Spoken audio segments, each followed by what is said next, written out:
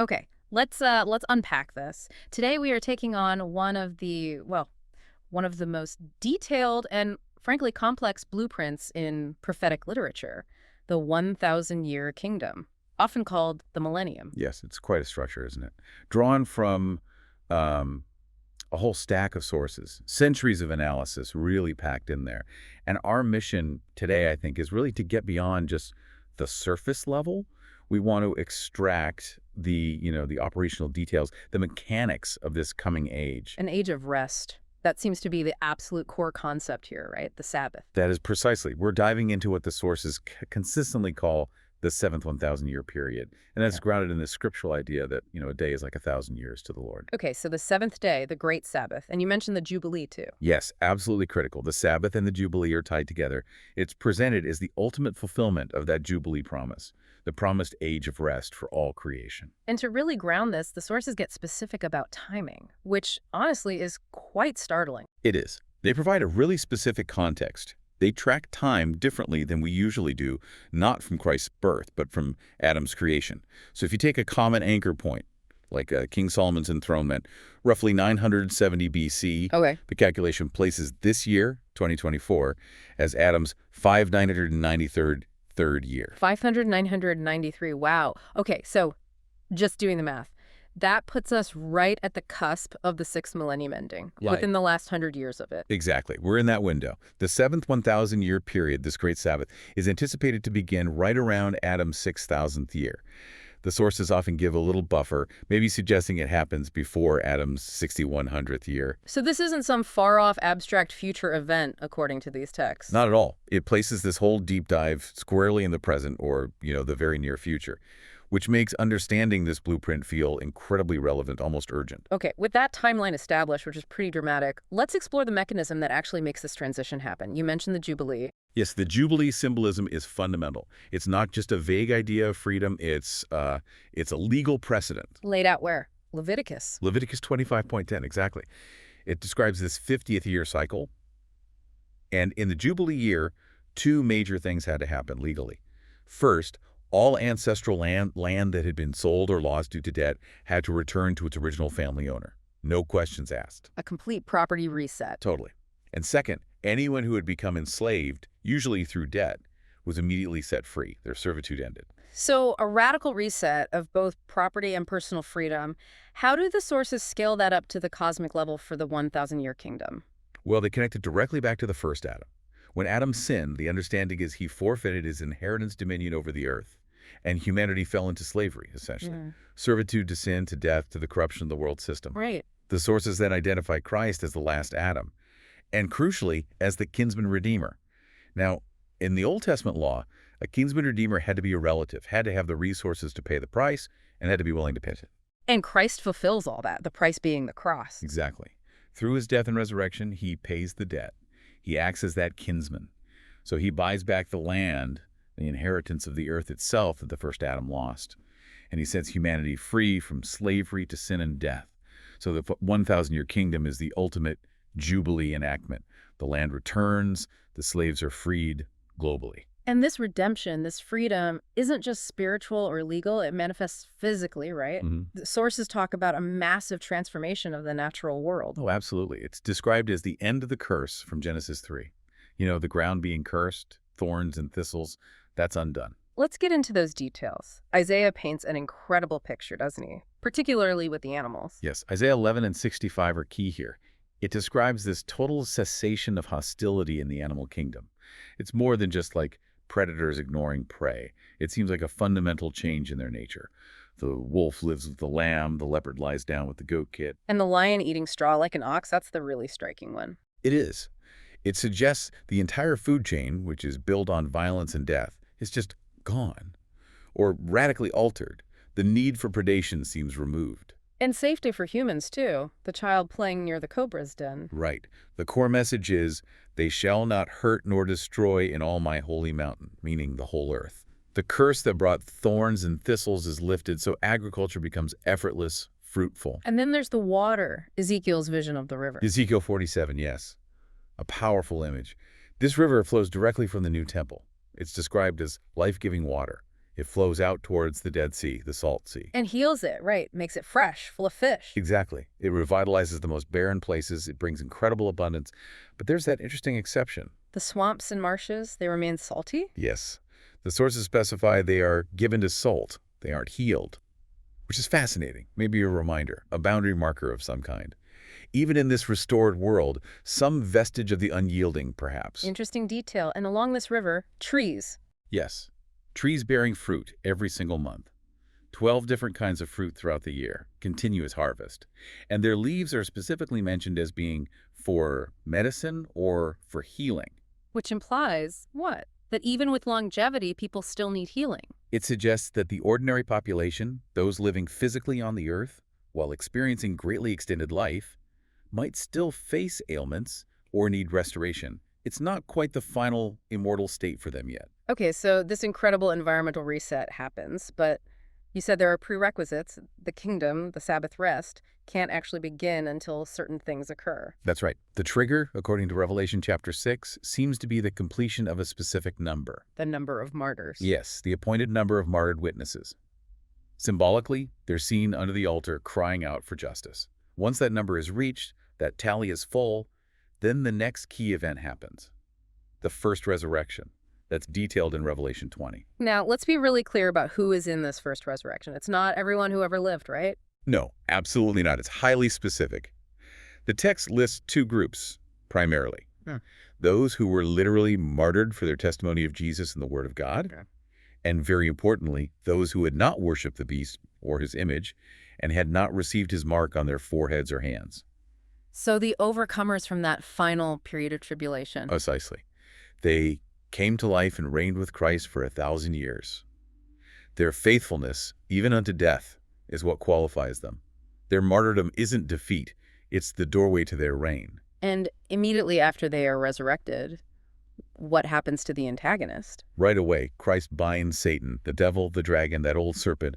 He's bound with a great chain, cast into the abyss, and it's sealed over him for the full 1,000 years. And the purpose of that binding? Explicitly stated. So that he should deceive the nations no more till the 1,000 years were finished. It's about preventing deception. This makes the 1,000-year kingdom unique in history, an age without the influence of the great deceiver operating on a global scale. Okay, so Satan's bound, the martyrs are resurrected and ready to rule, the earth is being renewed. What about the actual seat of government, the capital? We need to talk about the New Jerusalem. Yes, the New Jerusalem. It's staggering. It's not just a city. It's presented as the bride of the Lamb, descending out of heaven from God, prepared, adorned. It becomes the place where God's tabernacle, his dwelling place, is physically present with humanity. And the light source is different too, right? Yeah. No sun, no moon needed. Exactly. Revelation is clear. The city had no need of the sun or of the moon to shine in it, for the glory of God illuminated it. The Lamb is its light. That points to a reality operating under different physical laws, powered directly by the divine presence. And the scale. Can we try to picture the dimensions? It's described as a cube. Yes, a perfect cube. Length, width, and height are all equal. This shape immediately brings to mind the Holy of Holies in the temple, also a cube, the place of God's most intense presence. The measurement given is 12,000 stadia per side, which translates to roughly 2,200 kilometers, or about 1,400 miles, on each side. Length, width, and height. 1,400 miles. Cubed. That's almost impossible to visualize. Yeah. That's like London to beyond Moscow, and then stack that high. It's colossal. It suggests something far beyond a terrestrial city, more like a radiant heavenly mountain descending, occupying a vast space. This is the eternal center, the capital from which the resurrected saints rule the nations for that 1,000-year period. Now, this raises a point that sometimes causes confusion. Ezekiel also has a vision of a holy district, a sanctuary land, but the dimensions seem much smaller. How do the sources handle that? Ezekiel seems to be about, 75 kilometers aside? Right, there's a significant difference in scale. Ezekiel 40:48 describes this detailed temple complex and land allotment, about 25,000 reeds square, which is roughly 75 kilometers or 45 miles per side. The way the sources tend to reconcile this is by seeing two distinct things. The New Jerusalem, from Revelation, is the vast, heavenly, cubic capital descending from heaven. It's the bride, God's dwelling place. Transcendental. Ezekiel's vision seems to describe a specific physical, administrative, and temple area on the restored earth during the millennium, perhaps the earthly center of worship and governance for the nations living on earth, distinct from the celestial city where the resurrected saints primarily dwell and rule from. Ah, so one is the heavenly HQ, the other is the earthly administrative hub. That's a good way to put it. It resolves the dimensional difference. One is celestial reality intersecting earth. The other is the ordered structure on the renewed earth. Makes sense. So who exactly is ruling from the New Jerusalem? You called them king priests. Yes, that's the term Revelation 20 uses, those who took part in the first resurrection. It says they will be priests of God and of Christ and shall reign with him 1,000 years. They are seated on thrones, and authority to judge was given to them. Judge what? Or who? Well, the nations on earth, certainly. But Paul mentions in 1 Corinthians 6 that the saints will judge angels. So their authority seems quite extensive. And they're fundamentally different from the people living on earth, aren't they? They're resurrected bodies. Completely different. They possess spiritual bodies, described as being like the angels. They don't marry, they can't die again, they can't sin again. The sources emphasize that their free will has already been tested and perfected through their earthly trials and faithfulness, sealed by resurrection. They're beyond the possibility of falling. And their specific roles, their level of authority within the kingdom, that's presented as a reward. Very clearly. It's tied directly to faithfulness in this life. The parable of the minas, or pounds in Luke 19, is often cited here. Remind us how that works. The master gives 10 servants 1 mina each. When he returns, the one who gained 10 more minas is given authority over 10 cities. The one who gained 5 is given authority over 5 cities. It shows a direct correlation. Faithfulness in managing what you were given now translates into the scope of your responsibility and authority then. Ruling is earned through service and sacrifice. What does ruling 10 cities even look like in a perfect kingdom? Is it just paperwork? Probably not just paperwork. It likely involves administration, yes, but also teaching righteousness, applying God's perfect law, which is now written on people's hearts. Remember, perhaps mediating any minor issues that might arise, overseeing resource distribution. Think about it. If you faithfully managed your mina, maybe your family, your job, your finances, your spiritual gifts with integrity, now you're demonstrating the character needed for larger stewardship then. It's about proven trustworthiness leading to greater service. Okay, that clarifies the rulers. Now, what about the ruled? The ordinary people living on the earth, outside the New Jerusalem, the survivors of the judgments, what's their life like? It's described as almost Edenic in its peace and security, but still physical. Isaiah 65 again gives us the clearest picture. They build houses and live in them. They plant vineyards and eat the fruit. They work, they have families, they reproduce. But their labor isn't futile, and their children aren't doomed to sudden calamity or early death. Their security and stability. An incredible longevity. Radical longevity. The sources say dying at 100 makes you seem like an infant. Dying before 100 is considered abnormal, maybe even a sign of some curse or severe failing. Their lifespan is compared to that of a tree. Hundreds of years seem to be the norm. And this peace, this long life, is possible because... Primarily because Satan, the deceiver, is bound. Without his constant temptation and stirring up conflict, and with God's law written on their hearts, as Jeremiah 31 promised, they live in relative sinlessness and great peace. Justice and righteousness prevail naturally. Let's shift gears slightly. The sources really emphasize the theological meaning behind this whole 1,000-year period.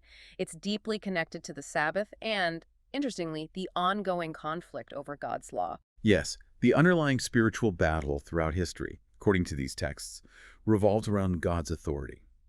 And that authority is symbolized by his law and his appointed times, especially the Sabbath. We have to keep coming back to this. The Sabbath, the seventh day, the seventh 1,000-year period, isn't just about rest. It's profoundly symbolic of the judgment of Satan. Why the specific link between the Sabbath and Satan's judgment? Because the Sabbath commandment is presented as God's signature on creation. It asserts his authority over time itself. Observing it is an act of loyalty, acknowledging him as creator and ruler. When Christ declared himself Lord of the Sabbath, he was claiming that divine authority. And the idea that in the Spirit, all days can now be like the Sabbath for believers. Well, that means every day is an opportunity to enter his rest and exercise authority over darkness. It's like a continuous spiritual enactment of Satan's judgment through our obedience to Christ. Okay, so if the ultimate physical 1,000-year Sabbath represents Satan's binding and judgment, it makes sense he would fight against that symbol beforehand. Exactly. He knows what it signifies. Daniel 7.25 is often pointed to here, describing a power that would intend to change times and law. Satan's strategy, particularly in the run-up to the millennium, is described as a direct assault on God's commandments, specifically targeting the Sabbath because it symbolizes his own condemnation. He wants to undermine the very basis of that judgment. How does he do that? By creating a counterfeit. Precisely. The sources talk about the establishment of a false Sabbath, or perhaps better termed a Satan worship day, a day mandated by the beast system. The purpose is to usurp God's authority, to replace his commanded day of rest and worship with one that implicitly denies his rule and Satan's judgment. It becomes the defining loyalty test of that era. And this false day isn't just suggested, it's enforced globally, tied to the economy. That's the mechanism of control described in Revelation 13. Observing this false day, or perhaps the worship associated with it, is linked to worshiping the beast's image and receiving the mark, the 666. And without that mark, you can't buy or sell. You're locked out of the economic system. So the pressure is immense. It forces a choice. An existential choice. Do you comply with the beast system, observe the false day, take the mark, just to survive economically? Or do you remain loyal to God's commandment, refuse the mark, and face the consequences? Which are? Martyrdom. Revelation 13.15 says those who refuse to worship the image should be killed. Revelation 20.4, as we discussed, highlights those beheaded for their testimony and for not worshiping the beast or taking his mark. So this conflict over the Sabbath becomes the final fiery test of loyalty before the millennium begins. Passing that test means choosing God's authority over earthly survival. Yes, it's about demonstrating, even through death, that God's law is supreme and that Satan's rebellion is justly condemned. Those who pass this ultimate test are the ones who then qualify for the first resurrection and reign as king priests. They prove their allegiance to the true Lord of the Sabbath. Okay, this is a crucial point that often gets missed in popular views of the end times. The 1,000-year kingdom, this amazing period of peace and restoration, is not the final destination. It ends. Absolutely critical distinction. It's a defined period, a specific age with a beginning and an end. The sources are clear that the people born during the millennium, this vast population living on the restored earth, they still have to face a final test. This is the part that seems confusing. They've lived for potentially centuries in a world without Satan's deception, with God's law on their hearts, in perfect peace. Why do they need a test? Wouldn't they all pass easily? It seems counterintuitive, doesn't it? But the reasoning suggested is that while their external environment was perfect, their internal nature, their inherited human capacity for choice, hasn't been fully tested against active external deception. Their righteousness, you could say, hasn't been forged in the fire of opposition like the saints who endured the tribulation. Their faith is perhaps based more on the perfect circumstances than on a freely chosen allegiance despite temptation. Free will needs a final validation. So to provide that test, Revelation 20 says, Satan is released. Yes. After the 1,000 years are over, he's let out of the abyss for a little while. And what's the first thing he does? Exactly what you'd expect. Deception. He goes out to deceive the nations, which are in the four corners of the earth, Gog and Magog. He gathers a massive army, described as being like the sand of the sea. An army from among the people who lived through the millennium. That's the clear implication. They gather together for one final assault, their target. The camp of the saints in the beloved city, likely referring to the community of the faithful on earth and the New Jerusalem itself. And this huge rebellion, after 1,000 years of peace, proves the necessity of the test. That even in paradise, free will, when confronted by deception, can still choose rebellion. It seems so. It demonstrates that the issue isn't just the environment. It's the heart's allegiance when presented with an alternative. But the rebellion is short-lived, utterly futile. Fire comes down from God out of heaven and devours them instantly. A swift, decisive end. Total and conclusive. It's the final destruction of all organized opposition to Christ's reign. And what happens immediately after that? This is the transition to the truly eternal state, right? Yes. This leads directly into the great white throne judgment, described right there in Revelation 20. John sees a great white throne, and the one seated on it, from whose face the earth and the heaven fled away. This signifies the end of the millennial heaven and earth. They pass away. And then comes the second resurrection. Correct. This is the general resurrection. The sea gave up the dead who were in it, and death and Hades delivered up the dead who were in them. This isn't the first resurrection of the saints. This is everyone else. They stand before God. And they're judged. Yes, judged according to their works by the things which were written in the books. This contrasts with the first resurrection saints, whose qualification was faith demonstrated through trial. Here, the judgment seems based on a record of deeds, which, the sources imply, fall short. And the final enemies, death itself. They are dealt with finally. Death and Hades were cast into the lake of fire. This is explicitly called the second death, the cessation of all mortality, all separation from God. And this marks the completion of Christ's specific millennial mission. It seems so. Paul describes this in 1 Corinthians 15. After Christ has reigned and put all enemies under his feet, the last enemy being death, then he delivers the perfected kingdom back to God the Father. The purpose is fulfilled so that God may be all in all.